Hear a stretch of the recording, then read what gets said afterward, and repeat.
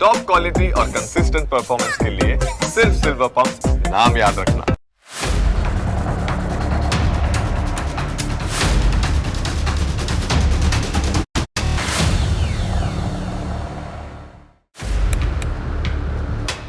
નમસ્કાર, હું જનક દવે.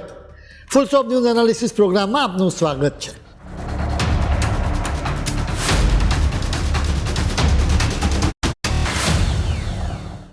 સમગ્ર ભારતે ઉત્સાહ અને ઉમંગની સાથે આઝાદી પર્વની ઉજવણી કરી. અત્યારના મજબૂત અને એકજૂથ ભારતને જોતાં નવી પેઢી માટે એવી કલ્પના કરવી મુશ્કેલ છે કે આ દેશ ક્યારેક અનેક ટુકડાઓમાં વહેંચાઈ જવાના આરે હતો. અમે તમને એ નિર્ણાયક સમયગાળામાં લઈ જઈશું. આપણા જ રાજ્યમાં જન્મેલી એક મહાન વિભૂતિએ અત્યારના ભારતના નિર્માણમાં સિંહ ફાળો આપ્યો, જેની અમારે તમને વિગતે વાત કરવી છે. 1947ની વસંત ઋતુની આ વાત છે. લગભગ 2 સદી સુધી ભારત પર રાજ કરનારું એક આખું સામ્રાજ્ય અહીંથી વિદાય લેવાની તૈયારી કરી રહ્યું હતું. આ વિદાયનું કારણ જીત કે હાર નહોતી, પરંતુ ખરું કારણ એ હતું કે આ સામ્રાજ્યના લોકો ખૂબ જ થાકી ગયા હતા.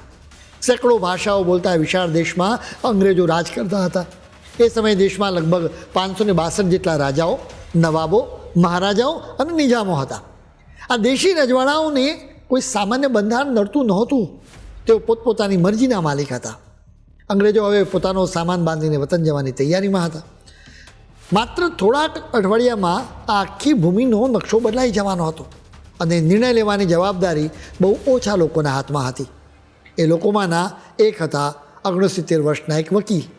ગુજરાતના એક નાના ગામડામાંથી આવતા માણસને મોટી મોટી વાતો કે ભાષણોમાં જરાય રસ નહોતો. તેમના માટે તો બસ કામ પૂરું થવું જોઈએ, એ જ સાચો સંતોષ હતો. પોતાના સાથીદારો સાથે મતભેદ થાય તો પણ એમનો એક જ અટલ નિયમ હતો કે જો દેશમાં એકતા ન હોય તો એવી આઝાદીનો કોઈ અર્થ નથી. તેમનું નામ હતું વલ્લભભાઈ ઝવેરભાઈ પટેલ, જેમને ઇતિહાસ ભારતના સરદાર અને લોખંડી પુરુષ તરીકે ઓળખે છે. જુદા જુદા ભાગમાં વહેંચાઈ ગયેલા ભારતને જોઈને તેમને ખૂબ વ્યથા થઈ. તેમણે માત્ર 2.5 વર્ષની સખત મહેનતથી એક અખંડ ભારતનું નિર્માણ કર્યું. તેમની દૂરંદેશી અને દૃઢતા વિના આ દેશનું એકત્રીકરણ એટલું ઝડપી અને મજબૂત ન બની શક્યું હોત. અમે ભારતના નિર્માણના એ ઇતિહાસને સરદાર પટેલના ખાસ સાથી અને વિશ્વસનીય અધિકારી વીપી મેનનની નજરે રજૂ કરીશું. તેમના પુસ્તક ટ્રાન્સફર ઓફ પાવર ઇન ઇન્ડિયાના આધારે જ આ આખી વાત રજૂ કરીશું. 1946 સુધીમાં તો બ્રિટન માટે ભારતને સાચવવું અશક્ય થઈ ગયું હતું. નૈતિક રીતે, સૈન્યની દ્રષ્ટિએ અને સૌથી વધુ તો આર્થિક રીતે તેમના માટે ભારત પર રાજ કરવું શક્ય નહોતું. બીજા વિશ્વયુદ્ધે આખી બાજી પલટી નાખી. બ્રિટિશ સામ્રાજ્યનો પાયો હચમચી ગયો. બીજી તરફ 1945 સુધીમાં લગભગ 25 લાખ સૈનિકો ધરાવતી ભારતીય સેનાએ ઉત્તર આફ્રિકાથી લઈને બર્મા સુધી પોતાની તાકાત બતાવી હતી. આ દુનિયાની સૌથી મોટી સેના હતી. પણ હવે એ સેના અંગ્રેજોને વફાદાર રહેશે કે નહીં, એ જ સૌથી મોટો સવાલ થયો હતો. નવેમ્બર 1945માં સુભાષચંદ્ર બોઝની આઝાદ હિંદ ફૌજના અધિકારીઓ સામે લાલ કિલ્લામાં કેસ ચલાવાયો, જેનાથી આખા દેશમાં તીવ્ર રોષ ફેલાઈ ગયો. અંગ્રેજોના યુનિફોર્મમાં સજ્જ ભારતીય સૈનિકોમાં પણ બળવાની ભાવના જાગી ઉઠી. વાત આટલેથી ન અટકી. 3 જ મહિના પછી ફેબ્રુઆરી 1946માં મુંબઈના બંદરે રોયલ ઇન્ડિયન નેવીના નાવિકોએ ખુલ્લેઆમ બળવો કરી દીધો. તેમણે જહાજો કબજે કરી લીધા અને અંગ્રેજોના ઝંડા ઉતારીને કોંગ્રેસ અને મુસ્લિમ લીગના ઝંડા ફરકાવી દીધા. આવી સ્થિતિમાં અંગ્રેજોએ વિદાય લેવાનો નિર્ણય કર્યો. 15મી ઓગસ્ટ 1947ના દિવસે ભારત ઉજવણી કરી રહ્યું હતું. ભારતમાં નવો સૂરજ ઉગી રહ્યો હતો. તો બીજી તરફ દેશના સીમાડા પર વસેલા લાખો લોકો માટે એ જ રાત ભયાનક સાબિત થઈ હતી. ભાગલા બાદ સર્જાયેલી હિંસાને કારણે દેશમાં લોહીની નદીઓ વહેવા લાગી હતી, જેની કલ્પના પણ કોઈએ નહોતી કરી. કોમી રમખાણોની આગ એટલી વિકરાળ બની ચૂકી હતી કે સદીઓથી સાથે રહેલા પાડોશીઓ એકબીજાના લોહીના તરસ્યા બન્યા હતા. મુસ્લિમ લીગનું ડાયરેક્ટ એક્શન કેમ્પેઇન કલકત્તામાં હિન્દુઓનો ભયાનક નરસંહાર, નોઆખલી અને બિહારના રમખાણો અને ત્યારબાદ પંજાબ તથા નોર્થ વેસ્ટ ફ્રન્ટિયર પ્રોવિન્સમાં સળગેલી હિંસામાં હજારો જિંદગીઓ હોમાઈ ગઈ હતી. માઉન્ટ બેટનની મધ્યસ્થતાથી ગાંધીજી અને મોહમ્મદ અલી જીનાએ શાંતિની અપીલ કરી. થોડીવાર શાંતિ રહી પણ જરી. જેવી પંજાબની સીમાઓ બદલવાની વાત આવી કે તરત જ શીખોએ સખત વિરોધ શરૂ કર્યો અને સ્થિતિ ફરી એકવાર સ્ફોટક બની ગઈ. નેતાઓને આશા હતી કે મેજર જનરલ રીસના નેતૃત્વ હેઠળની બાઉન્ડ્રી ફોર્સ પરિસ્થિતિ સંભાળી લેશે. 17 ઓગસ્ટ 1947ની તારીખે જ્યારે ભારત અને પાકિસ્તાન વચ્ચેની નવી સીમાઓની સત્તાવાર જાહેરાત થઈ ત્યારે જ પશ્ચિમ પંજાબ અને આસપાસના સરહદી વિસ્તારોમાં રહેતા હિન્દુઓ અને શીખોને ત્યાંથી હાંકી કાઢવા માટે યોજનાબદ્ધ રીતે હિંસા અને અત્યાચાર શરૂ કરી દેવામાં આવ્યા. લાહોર, સિયાલકોટ, ગુજરાનવાલા અને ખાસ કરીને શેખપુરામાં મોટા પાયે હિન્દુઓનો નરસંહાર થયો. શેખપુરાની હિંસાના સમાચાર ફેલાતા જ અમૃતસરમાં પણ એનો ભયાનક હિંસક પડઘો પડ્યો. બસ ત્યાર પછી તો સરહદની બંને તરફ વેરઝેરનો એવો દાવાનળ ભભૂક્યો જેણે લાખો જિંદગીને બરબાદ કરી દીધી. માનવ ઇતિહાસમાં ક્યારેય ન જોઈ હોય તેવી માનવ હિજરત શરૂ થઈ. લાખો હિન્દુઓ અને શીખો પોતાના ઘર, ખેતરવાડી, ધંધા રોજગાર બધું જ છોડીને ભારતના સીમાડા તરફ ભાગ્યા. કોઈ પ્લેનમાં, કોઈ ટ્રેનમાં, કોઈ કાર કે પછી બસમાં. તો લાખો લોકો માઇલો લાંબા પગપાળા કાફલા બનાવીને નીકળી પડ્યા. જે લોકો ગઈકાલ સુધી મોટા શેઠ અને જમીનદાર હતા તેઓ રાતોરાત રોડ પર આવી ગયા. આ કોઈ સામાન્ય સ્થળાંતર નહોતું. લોકોએ પોતાના જ સ્વજનોને પોતાની આંખો સામે કપાતા જોયા હતા, ઘરને સળગતા જોયા હતા. દિલમાં વેરની આગ, ખોવાયેલા સ્વજનોની ચિંતા અને અપહરણ થયેલી સ્ત્રીઓની ચીસો વચ્ચે લાખો લોકો પૂર્વ પંજાબ થઈને દિલ્હી અને ઉત્તર પ્રદેશમાં ઉમટી પડ્યા. જ્યારે આ લૂંટાયેલા અને પીડાયેલા લોકો પૂર્વ પંજાબ અને દિલ્હી પહોંચ્યા ત્યારે એમની આઘાતની વાતો સાંભળીને અહીંના લોકો હચમચી ગયા હતા. એ સમયે દિલ્હીમાં એક નવો જ સનસનાટીભર્યો ડર ફેલાયો હતો. વાત ફેલાઈ ગઈ હતી કે મુસ્લિમ લીગના મિલિટન્ટ સંગઠનો, ખાસ કરીને મુસ્લિમ નેશનલ ગાર્ડ્સ અને ખાકસર સંગઠનના કેટલાક લોકો દિલ્હી પર કબજો કરીને નવી આઝાદ સરકારને ઉથલાવવાનું કાવતરું ઘડી રહ્યા છે. જૂની દિલ્હીમાં મોટાભાગના શસ્ત્ર વેપારીઓ અને લુહારો હથિયારો બનાવી રહ્યા છે. આવી વાત ફેલાઈ જતાં લોકોમાં ભારે ફફડાટ વ્યાપી ગયો. 21મી ઓગસ્ટે એક મુસ્લિમ વિદ્યાર્થીના ઘરમાં બોમ્બ બનાવતા ધડાકો થયો.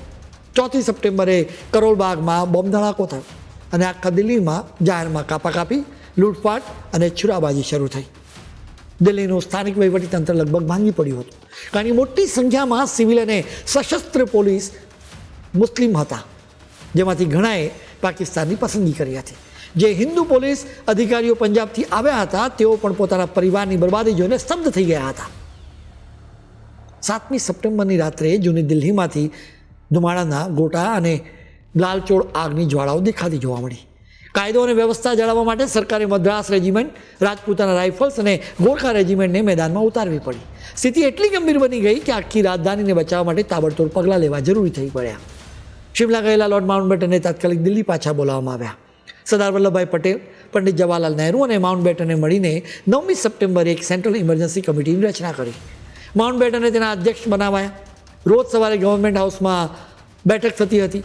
વાઇસરોય હાઉસમાં એક ખાસ મેપ રૂમ તૈયાર કરાયો, જ્યાં દિલ્હી અને આસપાસના વિસ્તારોમાં ક્યાં હિંસા થઈ અને ક્યાં શરણાર્થીઓ છે તેનો લાઈવ હિસાબ રાખવામાં આવતો હતો. દિલ્હીમાં એ સમયે ટ્રાન્સપોર્ટ, સફાઈ અને અનાજ પુરવઠાની વ્યવસ્થા સાવધ્વસ્ત થઈ ગઈ હતી. પરંતુ આ સળગતા શહેરમાં માનવતા હજુ મરી નહોતી. સ્વયંસેવકો, કોંગ્રેસના કાર્યકર્તાઓ, સ્કાઉટ્સ અને ટ્રેની આઈએસ અધિકારીઓ દિવસ રાત જોયા વગર કામે લાગી ગયા. લશ્કરના હાઇજીન સ્ક્વોડ સાથે મળીને માત્ર 1 અઠવાડિયામાં જ આખા શહેરનો કચરો સાફ કરાયો. દવાઓ છાંટવામાં આવી જેથી મહામારી ન ફેલાય. બંધ પડી ગયેલી રાશનની દુકાનો સુધી લશ્કરી ગાડીઓમાં અનાજ પહોંચાડવામાં આવ્યું. આ ભયાનક વાતાવરણ વચ્ચે પણ માનવતાના અદ્ભુત ઉદાહરણો જોવા મળ્યા હતા. જ્યારે એક હિંસક ટોળું મુસ્લિમ પરિવાર પર હુમલો કરવા ગયું ત્યારે એક કોંગ્રેસી કાર્યકર્તા વચ્ચે ઊભો રહી ગયો અને બોલ્યો, આ પરિવારને હાથ ડાળતા પહેલાં મારી હત્યા કરવી પડશે. સેંકડો હિન્દુઓએ પોતાના મુસ્લિમ પાડોશીઓને પોતાના ઘરમાં આશરો આપ્યો અને સુરક્ષિત કેમ્પો સુધી પહોંચાડ્યા. સરદાર પટેલ જાતે દિલ્હીની ગલીઓમાં અને શરણાર્થી કેમ્પમાં ફરતા રહ્યા, લોકોની તકલીફો સાંભળતા રહ્યા અને વહીવટીતંત્રને દોડતું રાખ્યું. પરિણામે કટોકટીના એક કપરા દિવસોમાં દિલ્હી સંપૂર્ણપણે બરબાદ થતાં બચી ગયું. દિલ્હીના માર્ગો પર રમખાણોની આગ ભલે ઓછી થઈ રહી હતી, પણ ખરી કપરી પરીક્ષા તો હવે શરૂ થઈ હતી. પાકિસ્તાનથી આવેલા લાખો શરણાર્થીઓની સંભાળ લેવાની હતી. ભારતની આઝાદીના એ પ્રથમ પરોઢે સૌથી મોટો અને ચિંતાજનક પ્રશ્ન એ હતો કે આ બેઘર બનેલા લોકોને રોટી, કપડાં અને મકાન કેવી રીતે આપવા. પાકિસ્તાનથી પોતાનું બધું જ ગુમાવીને આવેલા હિન્દુઓ અને શીખો ગભરાઈ ગયા હતા. તેઓ ભારતની રાજધાનીમાં આશરો શોધી રહ્યા હતા. તેમની નજર મુસ્લિમોના ખાલી પડેલા મકાનો પર હતી. તેઓ અહીં જ ગમે તેમ કરીને પગભર થવા માંગતા હતા. જ્યાં સુધી એમની ભૂખ અને રહેવાની પ્રાથમિક જરૂરિયાતો પૂરી ન થાય ત્યાં સુધી શહેરની કાયદો અને વ્યવસ્થાની સ્થિતિ એક જ્વાળામુખીના ઢગલા પર બેઠી હતી. જૂના કિલ્લા અને હુમાયુના મકબરાના ખૂણે ખૂણામાં લોકો ખીચોખચ ભરાયેલા હતા. હજારો તંબુઓ તાણવામાં આવ્યા હતા. નૌકાદળ તરફથી લાઉડસ્પીકરો લાવવામાં આવ્યા જેથી કેમ્પના અધિકારીઓ લોકોને સૂચના આપી શકે. રાત્રે અંધારામાં અજવાળું કરવા લશ્કરે મોટા સર્ચલાઇટ ટાવર ઊભા કર્યા હતા. તો સેનાના એન્જિનિયરોએ પીવાના પાણીની પાઇપલાઇનો પાથરી દીધી હતી. શરૂઆતમાં સફાઈ અને તંબુ બાંધવા માટે મજૂરો નહોતા મળતા, ત્યારે કેમ્પ કમાન્ડન્ટ અને આઈએએસ અધિકારીઓએ પોતે હાથમાં પાવડા અને કોદાળી લઈને ગટરો સાફ કરી અને ખાડા પૂર્યા. આ કપરા સમયે કુદરતે પણ રૌદ્ર સ્વરૂપ દેખાડ્યું. સપ્ટેમ્બર મહિનામાં એ વર્ષે ભારેથી અતિ ભારે વરસાદ પડ્યો. તંબુઓમાં પાણી ભરાઈ ગયા અને લોકો ભીંજાતા રહ્યા. આમ છતાં કંટ્રોલ રૂમની અથાક મહેનતથી માત્ર એક અઠવાડિયામાં 1 લાખથી વધુ લોકો માટે ભોજન, પાણી અને દવાની વ્યવસ્થા ગોઠવાઈ ગઈ. કેમ્પમાં લોકોનું જીવન થોડું વ્યવસ્થિત બન્યું. આ બાજુ શહેરમાં ગુનાખોરી પર કાબૂ મેળવવામાં સફળતા મળી રહી હતી. એકંદરે વિભાજનના સમયે વિસ્ફોટક સ્થિતિ હતી, જેનું વર્ણન transfer of power in India પુસ્તકમાં સારી રીતે કરવામાં આવ્યું છે. આ પુસ્તકમાં આઝાદી પછીના ભારતના નિર્માણમાં સરદાર પટેલની ભૂમિકા વિશે વિસ્તારથી લખવામાં આવ્યું છે, જેના વિશે અમે તમને વિગતે વાત કરીશું. પરંતુ અત્યારે સમય છે એક બ્રેકનો.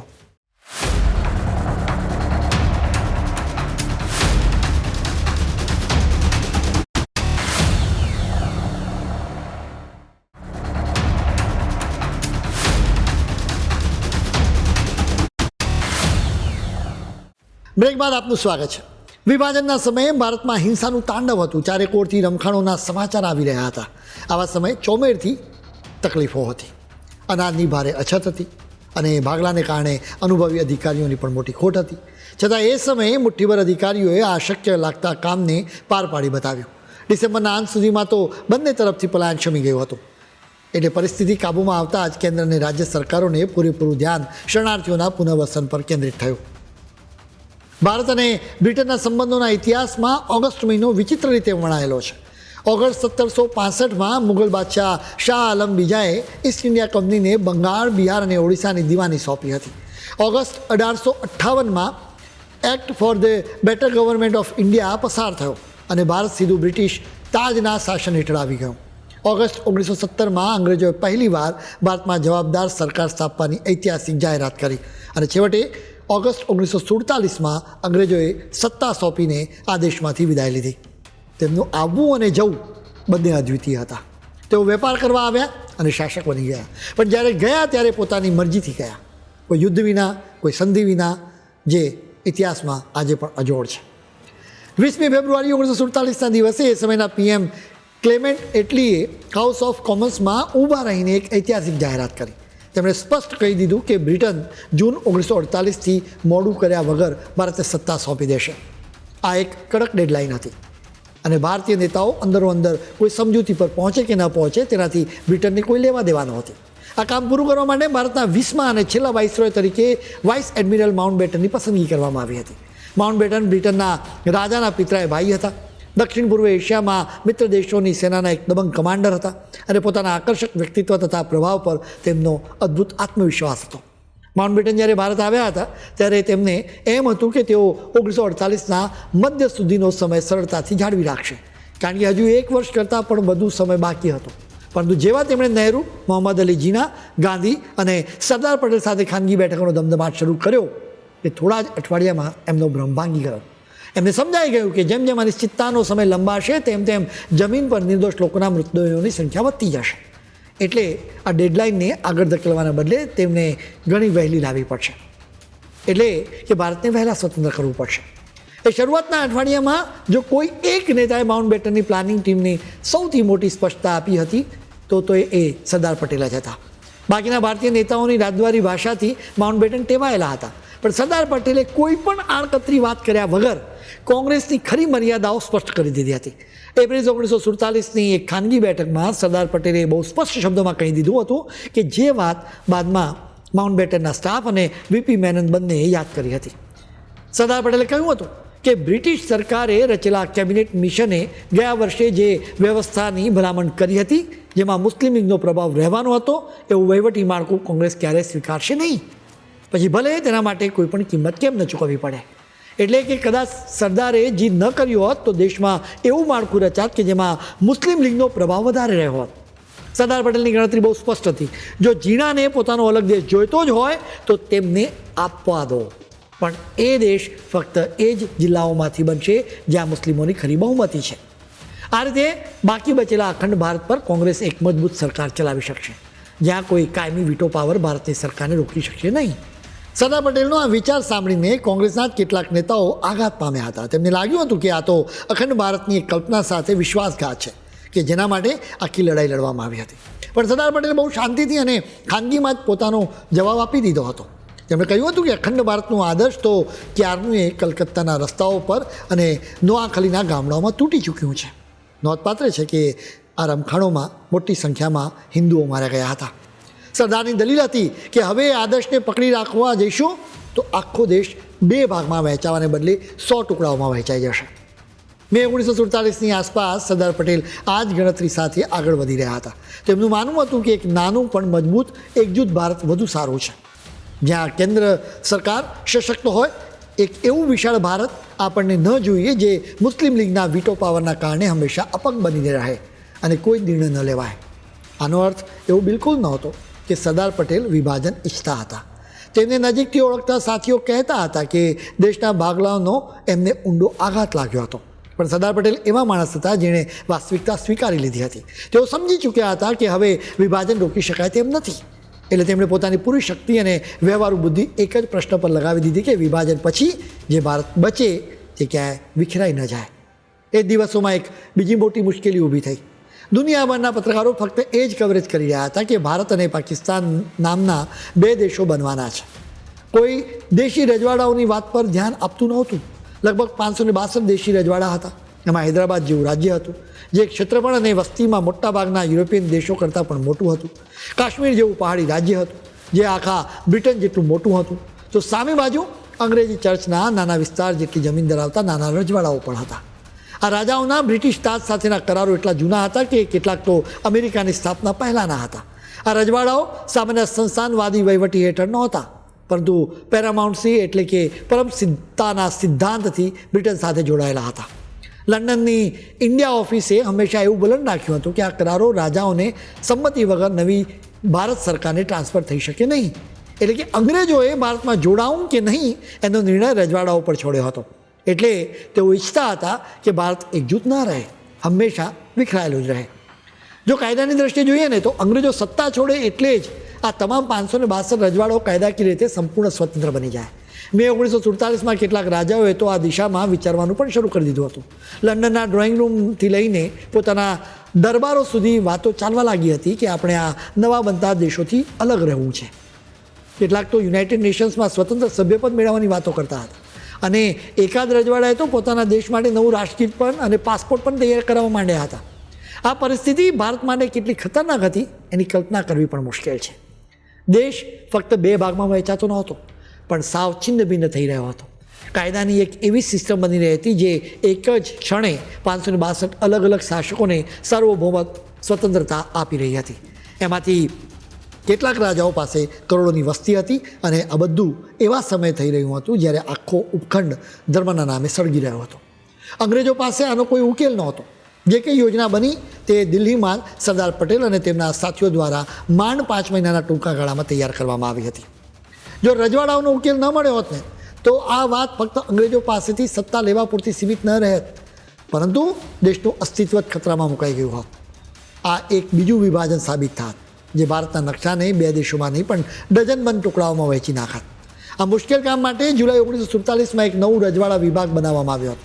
તેની જવાબદારી સરદાર વલ્લભભાઈ પટેલને સોંપવામાં આવી હતી. આ વિભાગના મુખ્ય એન્જિન વીપી મેનન હતા, જેમની કામ કરવાની ઝડપ જોઈને અનુભવી બ્રિટિશ અધિકારીઓ પણ દંગ રહી ગયા હતા. ઓગસ્ટ 1947માં જ્યારે વિભાજન થયું ત્યારે એ ઘટના જ અખબારોની હેડલાઇન બની હતી અને આવનારા દાયકાઓ સુધી એનો શોક મનાવાયો. બીજી તરફ કોઈપણ જાતના દેખાડા વગર રાત દિવસ એક કરીને 562 અલગ રજવાડાઓને સમજાવીને એને જરૂર પડે ત્યાં કડક થઈને એક દેશ બનાવવાનું કામ સરદાર પટેલે કરી બતાવ્યું. આ એમની સૌથી મોટી અને મહાન સિદ્ધિ હતી. અને આજે ભારતનો જે નકશો આપણે જોઈ રહ્યા છીએ તેના માટે દેશ સરદારનો હંમેશા ઋણી રહેશે.